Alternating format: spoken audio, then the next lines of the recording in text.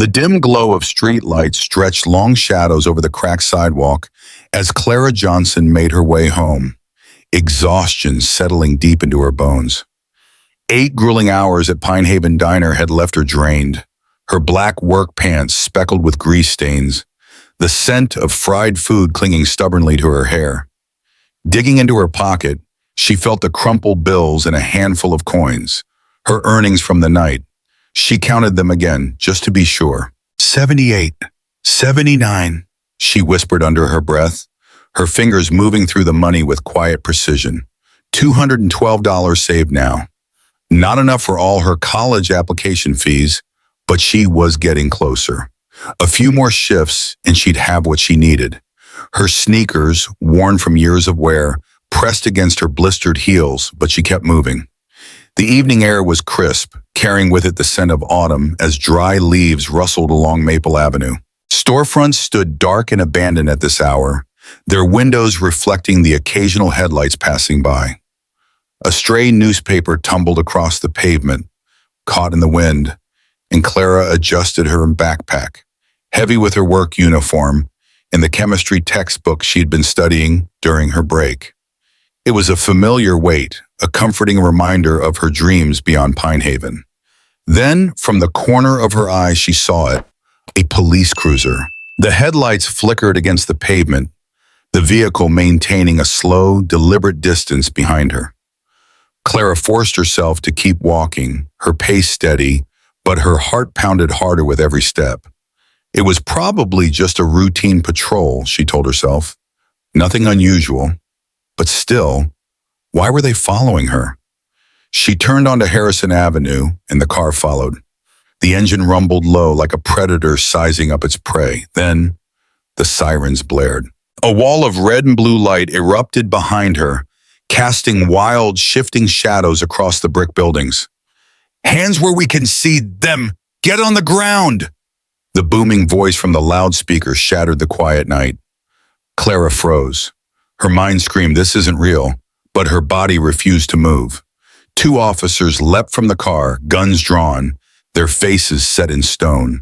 She barely had time to take a breath before she was grabbed. Officer Eric Simmons, a stocky white man with cold eyes, slammed her against the hood of the car. The impact knocked the wind from her lungs, and she gasped as the hot metal burned against her cheek. Her backpack was yanked away. She watched, helpless, as Officer Jake Miller dumped her belongings onto the street. Pages of handwritten notes fluttered in the wind. Her tip money scattered across the pavement. A small tube of cherry lip balm, her little sister's birthday gift, rolled into a storm drain with a final metallic clink. I don't understand," she stammered, her voice shaking. "What did I do?"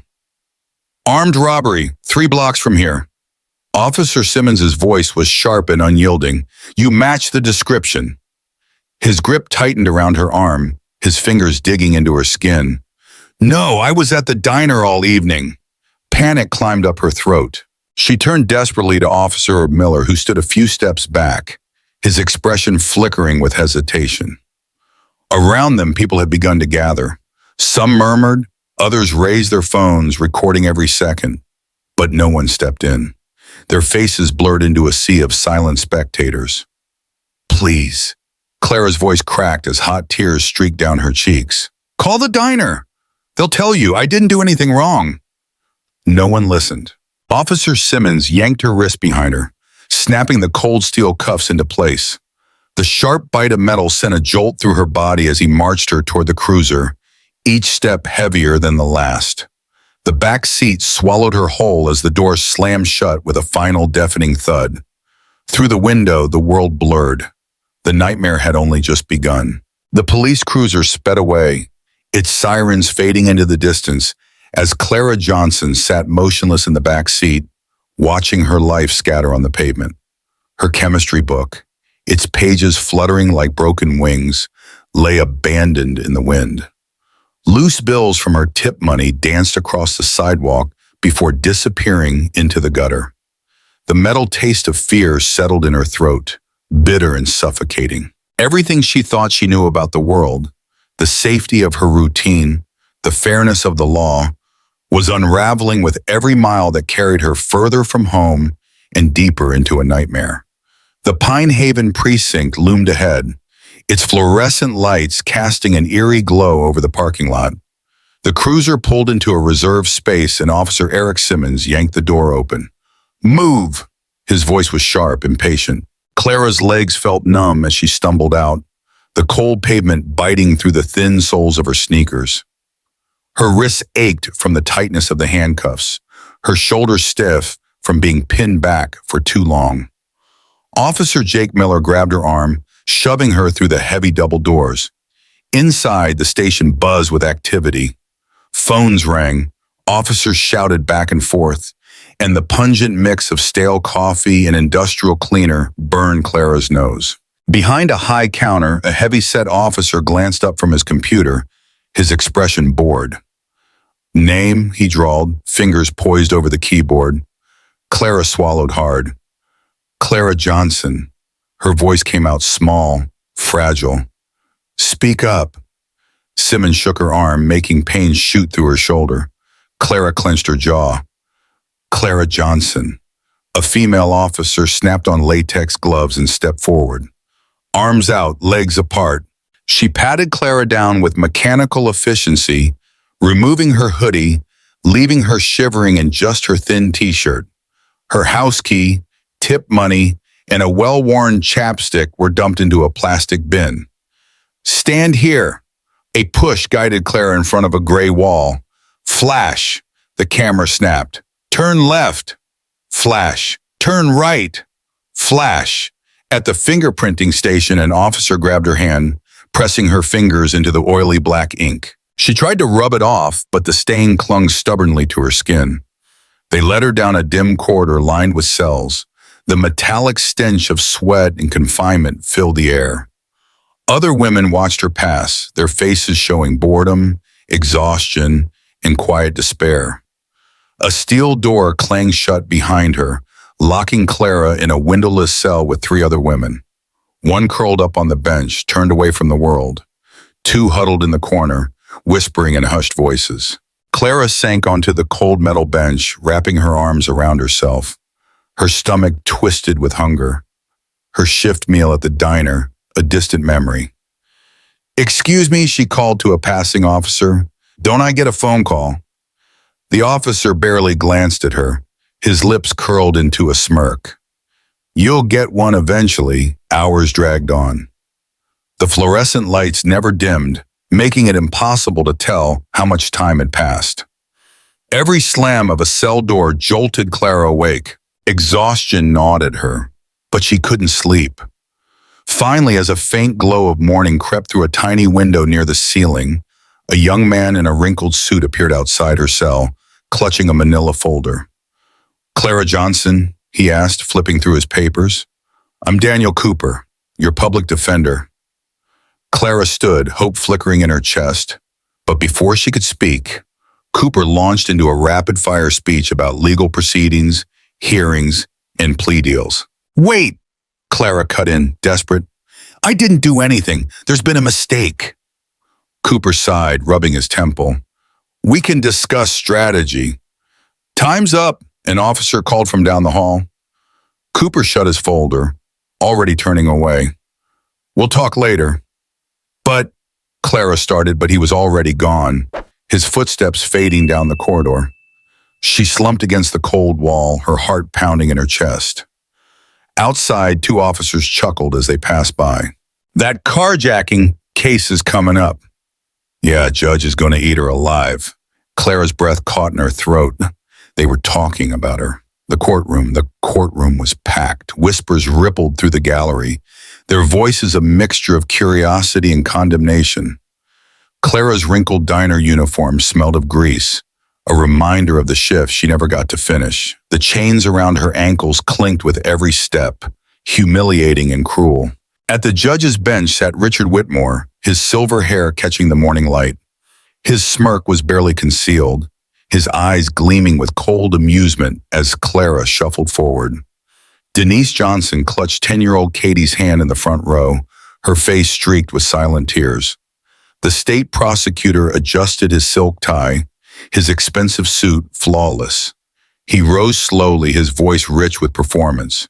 Your Honor, the defendant represents a serious threat to public safety. A citizen was terrorized at gunpoint. This crime demands serious consequences. Clara's pulse pounded. She tried to speak, to protest, but her defender grabbed her arm, shaking his head. The judge's smirk deepened. The evidence speaks for itself. Clara couldn't hold back anymore. Please, I was at work. There are people who can prove it. Judge Whitmore's eyes turned icy. You will speak only when addressed. He leaned forward, his tone sharp and final. Based on the severity of this crime, I sentence you to 5 years in juvenile detention. Denise's scream cut through the courtroom like glass breaking. No, she's innocent. She's just a child. Gasps erupted through the gallery. The bailiffs grabbed Clara's arms, dragging her toward the exit. In the chaos, Katie fumbled in her pocket, pulling out her mother's phone. Her fingers shook as she dialed. Daddy! Katie's voice quivered, thick with fear and desperation. They took her. The courtroom fell silent. Every eye turned to the trembling child, her tears falling onto the phone screen. The chains around Clara's wrists clanked as she stopped struggling, her breath hitching in her throat. Then, with a thunderous crash, the heavy courtroom doors swung open. A man in a dark suit strode in, his presence electric. The United States Attorney General, Thomas Johnson. Judge Whitmore's smirk vanished. The bailiffs froze, uncertainty flickering across their faces. Thomas moved toward the front, each step measured and deliberate, his face unreadable, but his eyes burned with fury. I need to see the case file. His voice was calm, but it carried through the room like a threat. Even the court reporter's fingers hovered motionless above her stenotype. The fight wasn't over. It was just beginning. Judge Edward Thompson's fingers drummed against the polished wood of his bench, a nervous rhythm that betrayed his unease. His usual air of control wavered as he met the steely gaze of Thomas Johnson, the U.S. Attorney General standing defiantly before him. This is my courtroom, Mr. Johnson, the judge said, his voice laced with forced authority. Your title holds no weight here. The public defender, Henry Crawford, looked as though he wanted to sink into his ill-fitting suit. His papers lay scattered across the defense table like fallen leaves, his hands trembling as he glanced between the two powerful men. From the gallery, Denise Johnson surged forward, her heels clicking against the polished floor in desperate urgency. She grabbed Thomas's arm, her nails digging into his sleeve. They're taking her away, Thomas. 5 years. Her voice cracked, tears carving paths through her carefully applied makeup. Thomas placed a firm but reassuring hand over his wife's trembling fingers, but his eyes never left the judge. Judge Thompson, he said, his tone like cold steel in the dead of winter. I strongly advise you to reconsider. A scoff escaped the judge's lips, but his eyes flickered with uncertainty like a candle in the wind. His gaze darted toward the bailiffs, who still held Clara, her wrists red and raw from the tight cuffs. Are you threatening me, Mr. Johnson? Thompson asked, trying to keep his voice even. But there was a waver, just enough to show his growing unease. Thomas took a step forward. I'm informing you, he said, voice sharp and deliberate, that this case will receive my full attention. His words fell like hammer blows in the silent courtroom, each syllable a promise of what was to come. The judge leaned back in his chair, feigning confidence. His fingers twitched against the armrest as he spoke. The sentence stands. Remove the defendant. The bailiffs moved again, yanking Clara toward the side door. As she passed her father, their eyes met. Her father's jaw clenched, the muscles working beneath his skin. And in that moment, Clara saw it. The fire in his eyes, the silent promise that this fight wasn't over, that he would move heaven and earth to bring her home. Outside the Pine Haven courthouse, the blinding flashes of cameras erupted like lightning. Reporters swarmed the steps, microphones thrust forward like spears. Attorney General Johnson, Are you saying your daughter was framed? A reporter shouted over the chaos. Is this corruption within the legal system? Will you be launching an investigation? Thomas ignored them, his face unreadable, his hands steady as he pulled out his phone. Precise, controlled movements. A man who wasn't just reacting, he was already planning. Denise wrapped her arms protectively around Katie, shielding her from the aggressive press. Meanwhile, a police van carrying Clara pulled away. Denise caught one last glimpse of her daughter through the reinforced window, her face pale, her eyes filled with fear and confusion. Then she was gone. At Thomas Johnson's home office, stacks of legal documents covered every available surface, a storm of paper and ink.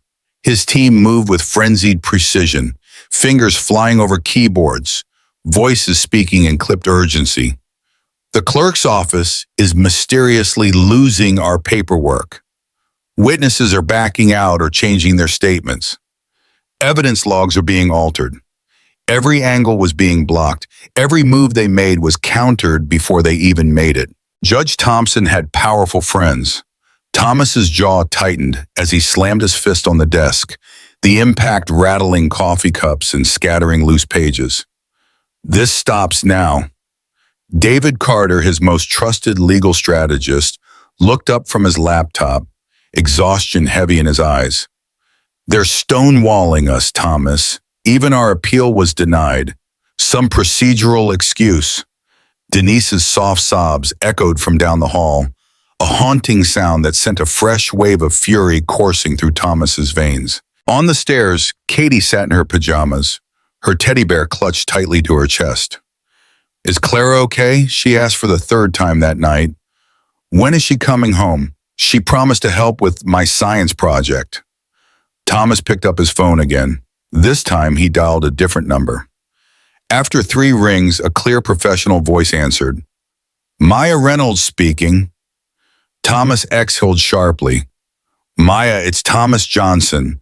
I need your help exposing a corrupt judge. A brief pause.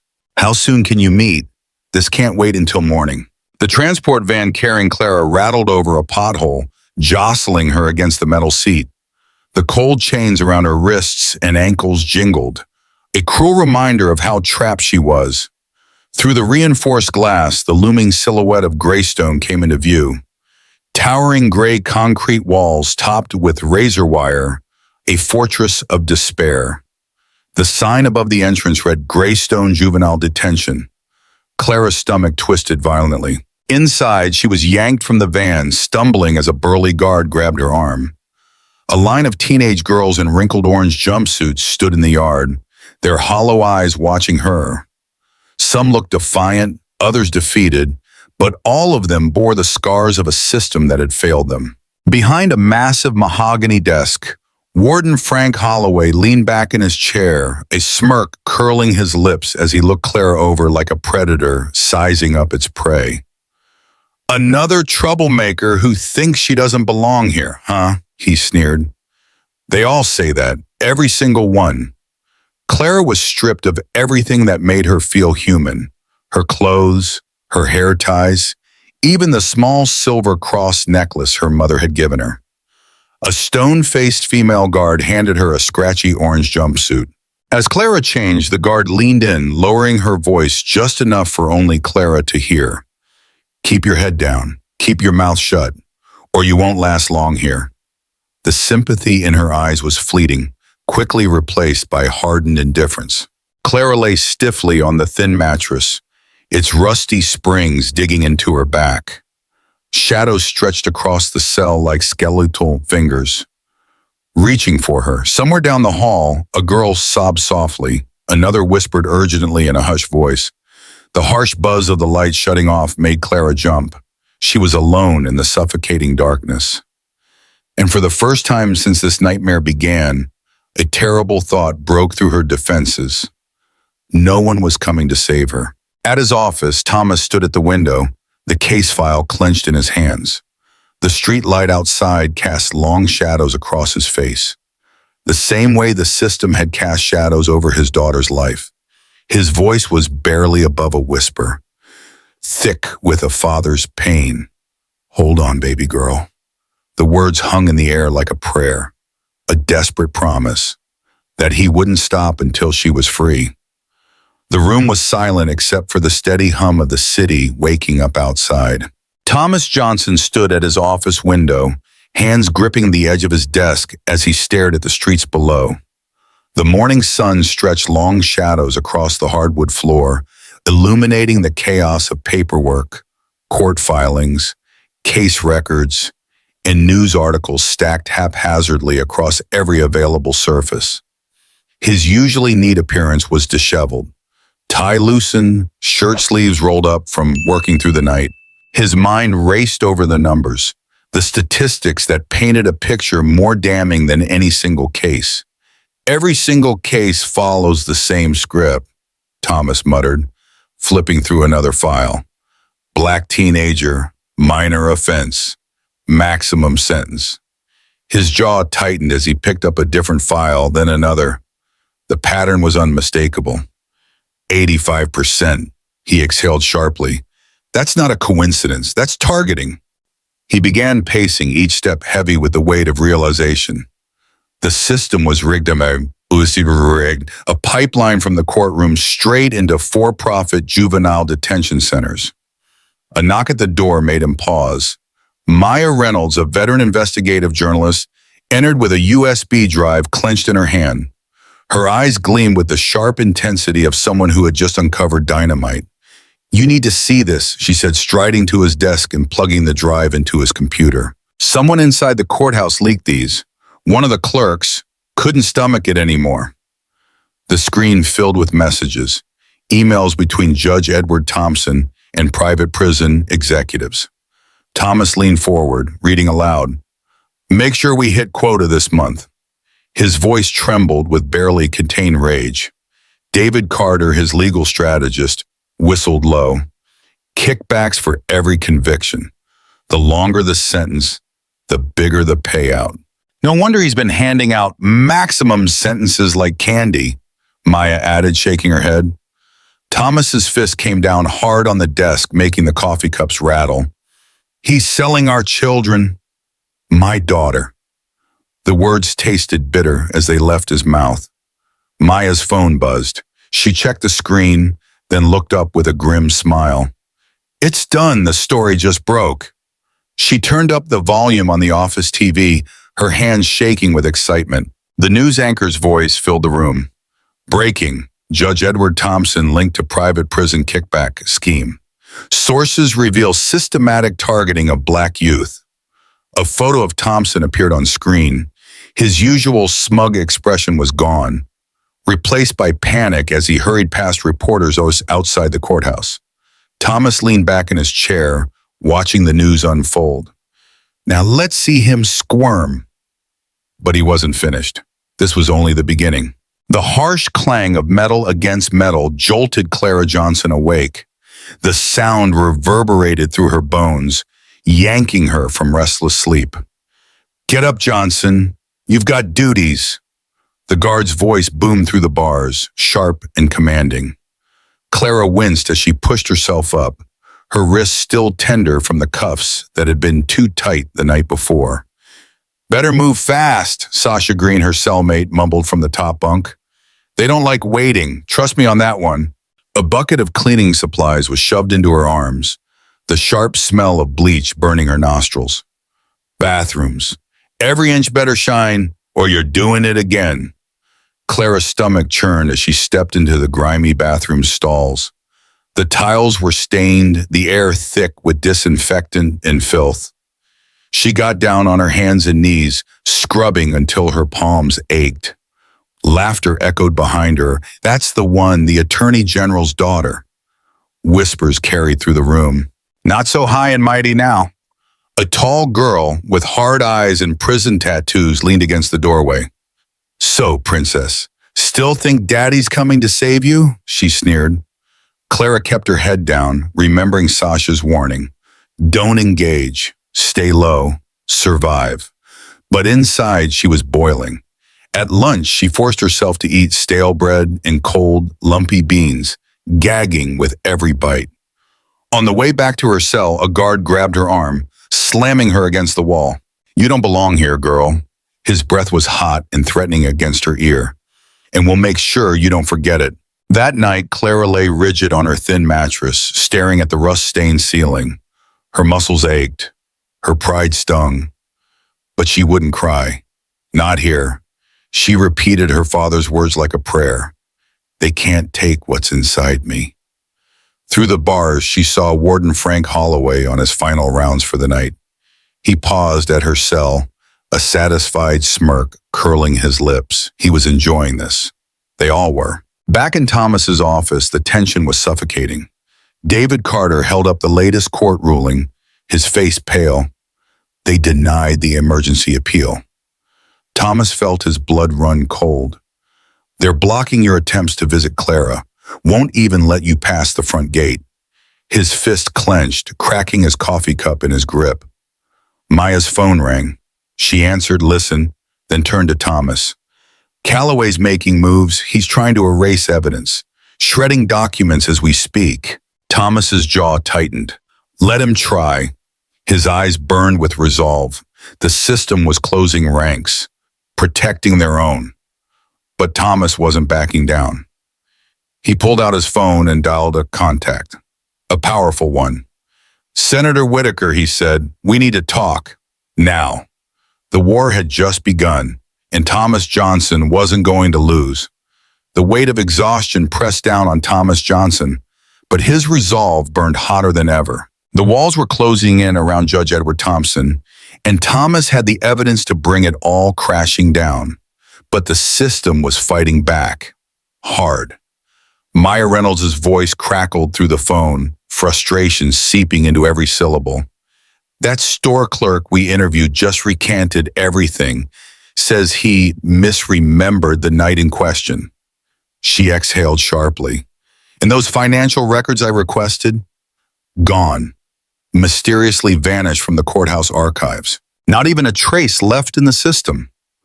Thomas ran a tired hand over his face, the rough stubble a reminder of days without proper rest. "They're covering their tracks, just like they always do." But Maya's next words sent a chill through him. "It gets worse. My sources confirm Thompsons have been making midnight visits to certain officials. Large sums of money are changing hands. We're talking serious hush money here." Thomas felt his stomach turn.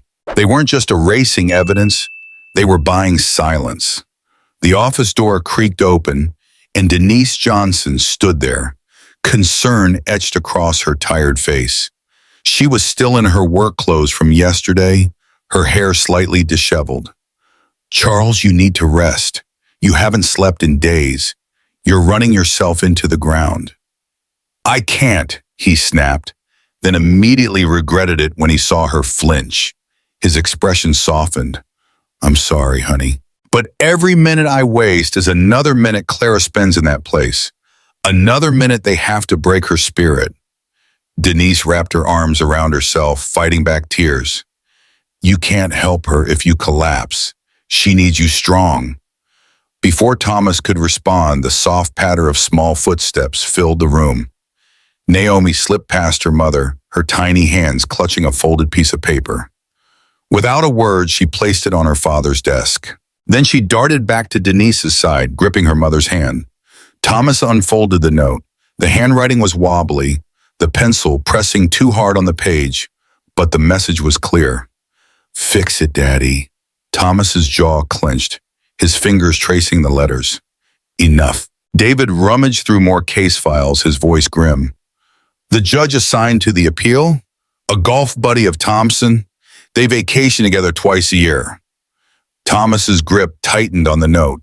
David continued, "We could file a motion for recusal, but..."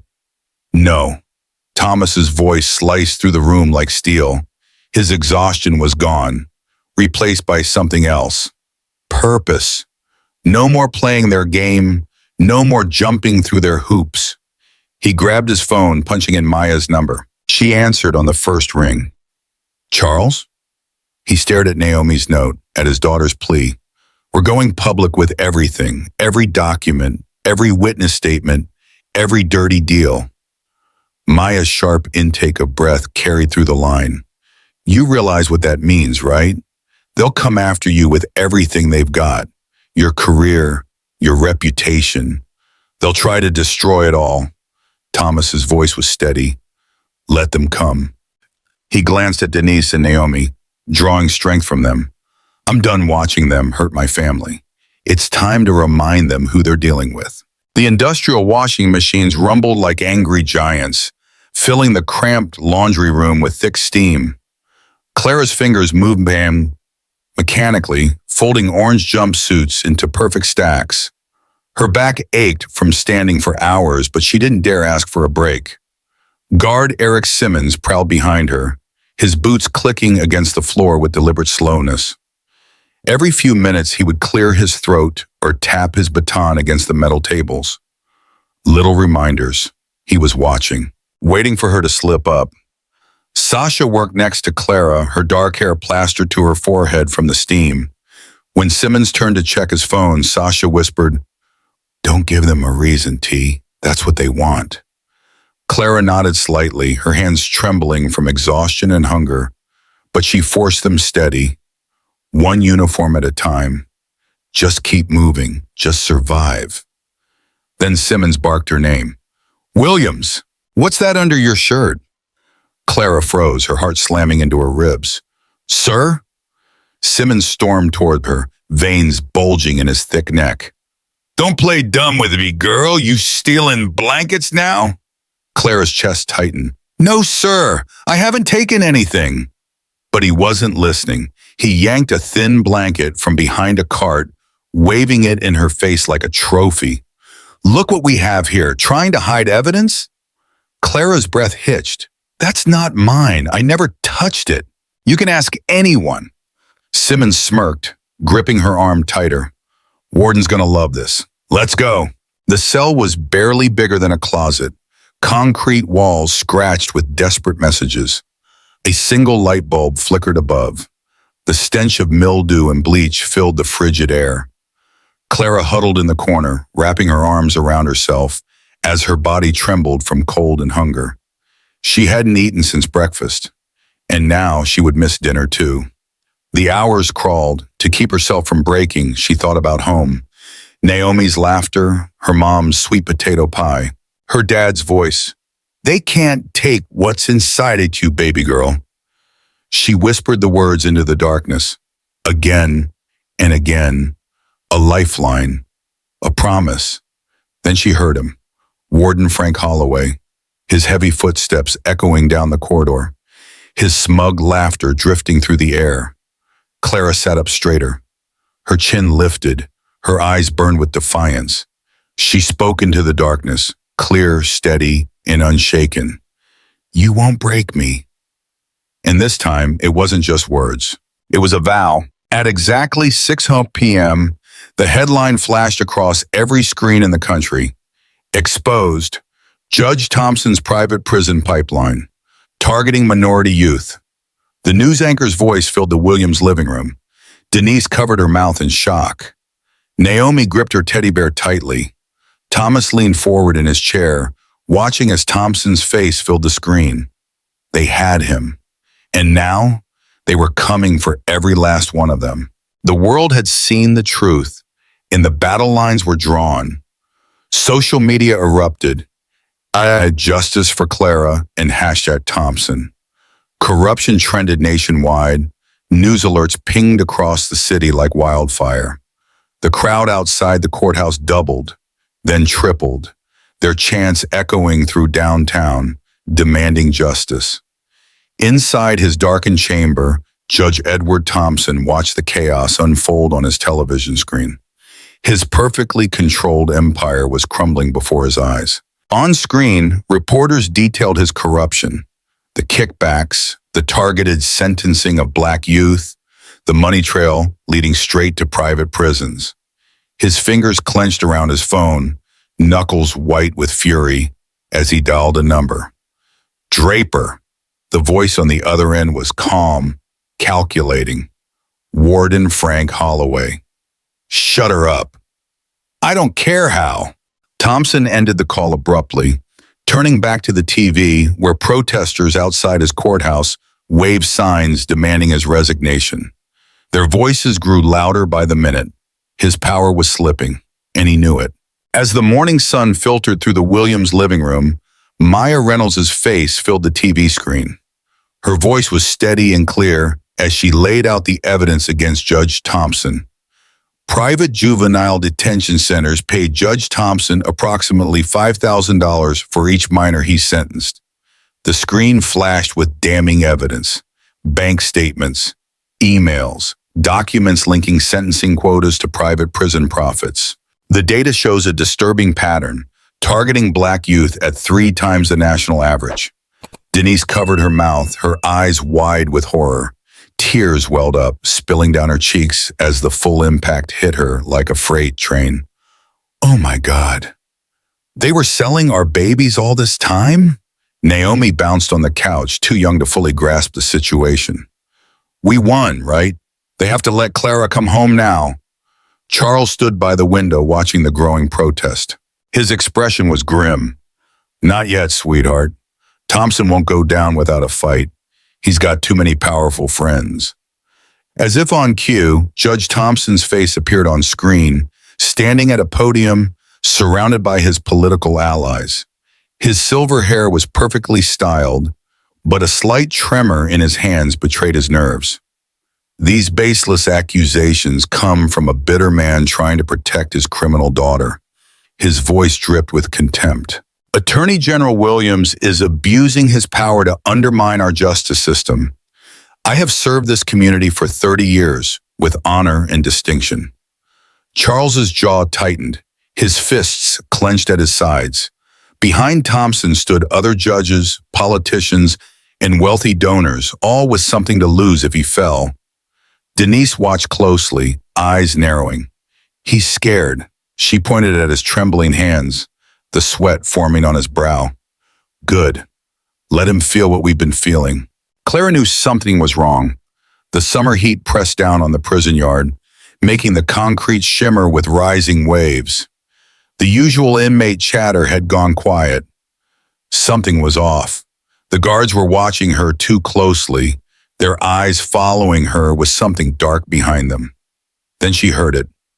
Williams, come with us. Officer Eric Simmons, his boots crunching against the gravel, his grin razor sharp. Clara's heart pounded in her chest. A trapped bird looking for an escape. She knew better than to refuse. That would only make it worse. They led her to a secluded corner near the fence, a known blind spot. Her mouth went dry. Her panic rose. Another guard stepped out from behind the building, flexing his fingers inside black leather gloves. Simmons grabbed her arm roughly, his thick fingers digging into her skin. Think you're something special? His breath was hot against her face, stinking of cigarettes and cruelty. Think Daddy's gonna save you? The first blow caught her in the stomach, a hammer striking an anvil. Clara doubled over, gasping for breath. Tears burned her eyes as she saw Sasha running toward them, her face twisted with rage. But another guard intercepted her, throwing her back violently. Stay out of it. The guard's hand rested on his baton, a silent warning. Then came the next hit. Simmons' boot slammed into Clara's ribs. Pain exploded through her body. She crumpled to the ground, gravel biting into her palms. The guards laughed, circling her, like wolves around wounded prey. Not so tough now, are you? Simmons crouched beside her, his sneer vicious. Your daddy can't save you in here. Remember that. Clara lay motionless, dust coating in her uniform. Her body throbbed with every heartbeat. Officer Simmons stood over her, casting a long shadow. Keep your mouth shut, he hissed, or next time we finish the job. Clara stared at the sky, refusing to let the tears fall. Her ribs screamed with pain, but she wouldn't give them the satisfaction. They could break her body, but they would never break her spirit. At 6:00 p.m. sharp, the story broke nationwide. Exposed. Judge Thompson's private prison pipeline targeting minority youth. The news anchor's voice filled the Williams home. Denise covered her mouth in shock. Naomi clutched her teddy bear tightly. Charles leaned forward, his eyes locked on the TV. We have him. Judge Thompson's face flashed across the screen. Gone was his smug arrogance. Now his features were tight, his eyes darting nervously as reporters shouted questions at him. How do you respond to the allegations, Judge? Did you profit off sending kids to prison? What do you say to the families affected? The entire country watched. And now, it was only a matter of time. The federal courtroom buzzed with tension. Clara walked in shackled, her orange jumpsuit stark against the polished wood furnishings. The harsh fluorescent lights made the color even more garish, a constant reminder of the injustice that had stolen weeks of her life. But she held her head high. The dark bruises on her arms, yellowing from time, were evidence of Greystone's cruelty. Her ribs still ached, but she stood strong, determined not to break. In the front row, Charles, Denise, and Naomi sat shoulder to shoulder, their presence a shield of silent support. Naomi clutched her mother's hand, her knuckles white, her eyes locked on her sister. Across the courtroom, Judge Edward Thompson sat at the defense table. His usual smirk was gone. His lawyer whispered urgently, but his face was tight, pale. For the first time, he wasn't the one in control. The court will come to order. The gavel's sharp crack silenced the room. Judge Catherine Lewis, a federal judge beyond Thompson's influence, adjusted her glasses and fixed him with a steely glare. We are here today to present new evidence regarding the case of Clara Johnson, who was wrongfully convicted of armed carjacking. Attorney General Williams, you may proceed. Charles stood, his movements deliberate. Your Honor, today we bring forth irrefutable proof that my daughter was framed. Murmurs rippled through the courtroom. Judge Lewis raised a hand, restoring silence. Maya Reynolds, the investigative juror, stepped forward, holding up a flash drive. This is security footage from Morton Street gas station, taken on the night of the alleged crime. The courtroom screens flickered to life. The grainy footage played, time-stamped 8:47 p.m. Two white teenagers, laughing, shoving each other, jumped into the stolen car, the same car Clara had been accused of stealing. Gasps echoed through the room. Denise let out a sob, gripping Charles's arm. Naomi bounced in her seat, whispering, "See? I told you she didn't do it." Judge Lewis's expression darkened. She turned to the prosecutor. Do you still wish to proceed with this case? The prosecutor, one of Thompson's longtime allies, shifted uncomfortably. His jaw clenched, and then, with a deep sigh, he stood. The state moves to dismiss all charges. Charles exhaled sharply, the weight of weeks of agony lifting, but he wasn't done yet. Your Honor, he continued, his voice unwavering, this is bigger than just my daughter. Judge Edward Thompson has abused his position for years, sentencing black teenagers to unjustly long prison terms in exchange for kickbacks. He gestured to the projector where Maya's next slide appeared. Emails, bank transfers, and direct communications between Thompson and private detention centers. It's all here. The air in the courtroom turned electric. Reporters scribbled furiously. Cameras flashed. Judge Lewis leaned forward, her expression unreadable. Then she turned to the bailiffs. Place Judge Thompson under arrest. The color drained from Thompson's face. What? This is ridiculous. He stood abruptly, his chair scraping against the floor. I am a respected judge. I will not. The bailiffs moved in, grabbing his arms. His perfectly tailored suit wrinkled as he struggled, his voice cracking. You can't do this. Click. The handcuffs locked into place. The courtroom erupted. Naomi cheered, her voice bright and pure. Denise covered her face, weeping into her hands. Charles remained standing, his chest rising and falling, his eyes burning with victory and exhaustion. It was over. Thompson was led out of the courtroom, his eyes darting wildly as reporters crowded him, shouting questions. His fall from power was absolute. And Clara, she was finally free. The moment Clara stepped out of Greystone, she sprinted into her mother's arms. Denise held her tightly, sobbing. Charles wrapped both of them in his arms, his face buried in Clara's hair. Naomi jumped up and down, clutching her big sister's sleeve. "I knew you'd come home. I just knew it." Clara laughed, though tears streamed down her face. "I missed you guys so much." The news cameras flashed, but Clara didn't care. She was home.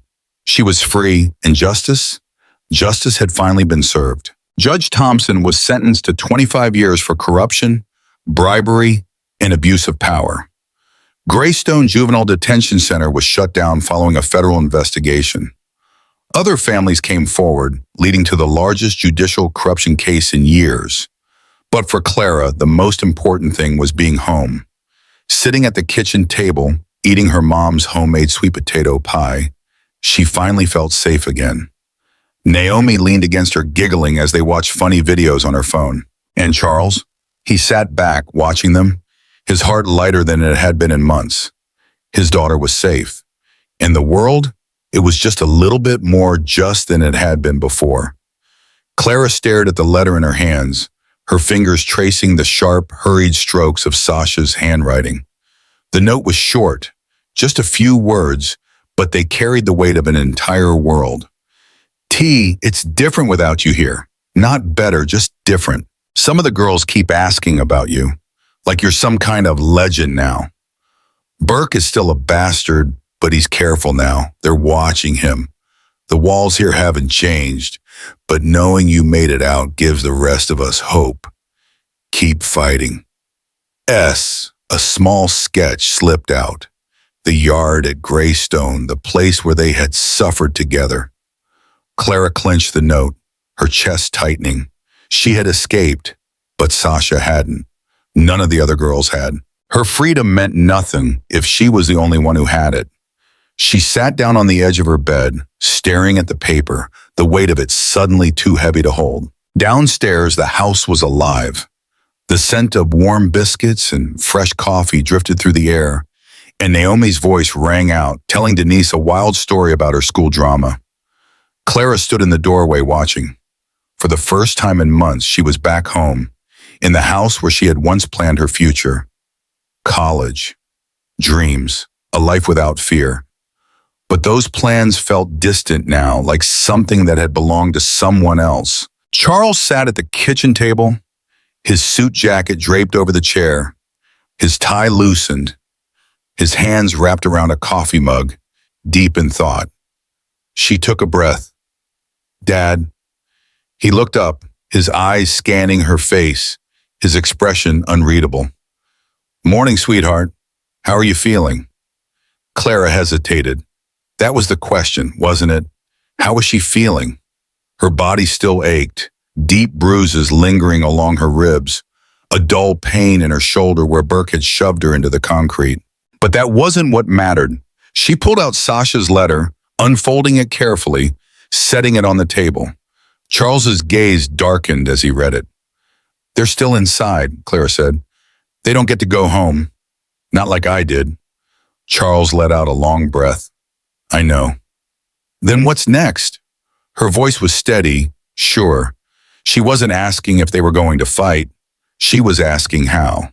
The news coverage hadn't stopped. Every major station was still running segments on the Callaway scandal, the corrupt prison pipeline, and the wrongful convictions that had destroyed lives.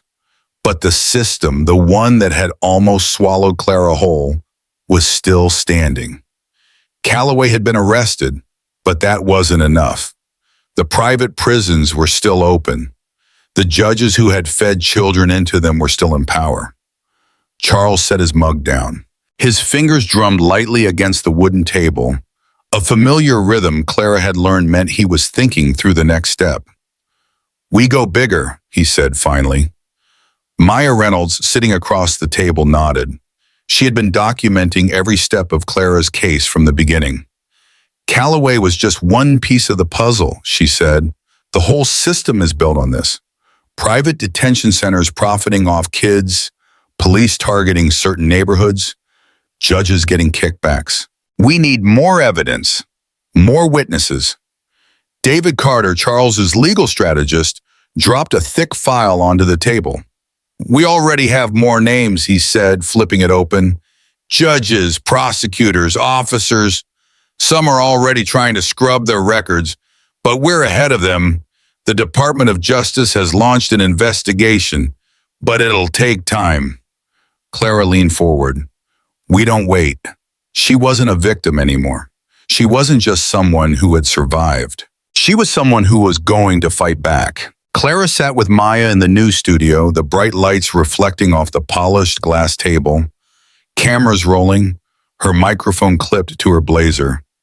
The interview had started calmly, talking about her release, the court hearing, her family's relief. But then Maya asked, "What do you want to say to the people still inside?" Clara's throat tightened. She thought of Sasha, of the other girls at Greystone, of the way they had whispered to each other at night, wondering if they'd ever get out. She straightened in her seat, looking directly into the camera. "I got lucky," she said, her voice clear and steady. "I had a father who had power. I had media attention. But what about the kids who don't?" The studio was silent. The camera crew stopped moving. Everyone was listening. "This isn't just about me," Clara continued. "This is about the system that let this happen in the first place. It's still happening, and we can't just pretend it stops with me getting out." She let her words sink in before she finished, her voice like steel. "We fight for all of them." That night, Clara sat in her room scrolling through her phone. Thousands of messages, support, encouragement. Other families coming forward, sharing their stories. Her inbox was filled with names, kids still inside, waiting for justice. Her screen lit up with a message from Maya. "New lead. Greystone is hiding something bigger. Meet tomorrow at 10. Clara's pulse quickened. This wasn't over. It was just beginning. The next morning, Charles, Maya, and Clara met in a private conference room in downtown Pine Haven. The air was heavy with urgency, stacks of files spread across the table. Maya's eyes burned with determination as she slid a USB drive toward Clara. "We have footage," she said. Charles stiffened. "Of what?" Maya took a deep breath. "Greystone, guards, hurting kids. More than we ever knew." Clara's hands tightened around the drive. A deep, burning rage unfurled inside her, slow and controlled, not consuming her but fueling her. She had known Greystone was hell. She had lived it. But this was proof that her fight was just beginning. She looked at her father. "We shut them down," she said. And Charles, the man who had fought like hell to bring her home, only nodded. "Yes, we do." Clara sat on the edge of her bed, gripping Vanessa Carter's letter tightly. "You got out, but we're still here. Don't forget us." The words Way Bayview wasn't just a chapter of her past. It was a prison for too many others. She inhaled deeply, glancing at her laptop screen. Madeline Brooks's message still open. "Let's set something up." Clara's fingers hovered over the keyboard. She had survived. Now she had to fight for the ones who hadn't. Madeline Brooks met her in a private newsroom studio. The cameras rolled. Millions of people were watching. "Clara, this is your first public statement since your release," Madeline began. "Why speak out now?" Clara's heart pounded, but she held steady. "Because I'm free, but there are still kids trapped in there," she said, "and I refuse to forget them." Images flashed on the screen. Mugshots of innocent teenagers, Bayview's cold steel bars, statistics showing the racial bias in sentencing. "We've uncovered the financial records," Madeline continued. "Judge Edward Thompson was receiving payments from private juvenile detention centers. What would you say to him now?" Clara clenched her fists. "I'd say he's a coward. He stole years from children just to line his pockets, and now he's going to pay." The segment went viral within hours. Justice for Clara, should end the prison pipeline, trended nationwide. In the federal courthouse of Pine Haven, reporters packed the gallery as Judge Edward Thompson took his seat at the defense table. His expensive suit couldn't hide the sweat beading on his forehead. The prosecutor, Rebecca Carter, approached the jury with quiet confidence. What you are about to see isn't just about one corrupt judge, she said. It's about a system that was weaponized against children, black children. The large screen lit up.